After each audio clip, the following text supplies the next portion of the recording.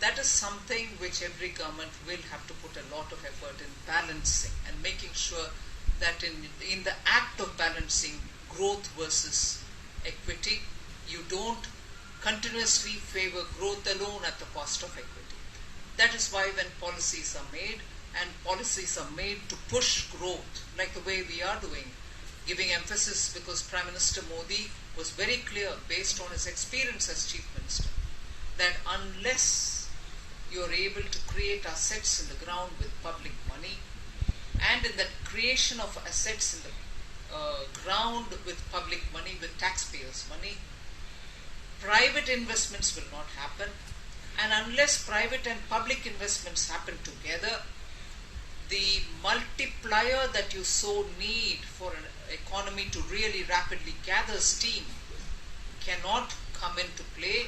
And therefore, based on the multiplier, and since you're students of economics, I will tell you, for every 1 rupee spent on immediate consumption expenditure, in revenue expenditure, the multiplier that you get is less than 1 rupee, like 0.9495 and so on.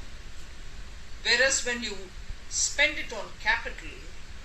when you spend it on creating capital assets,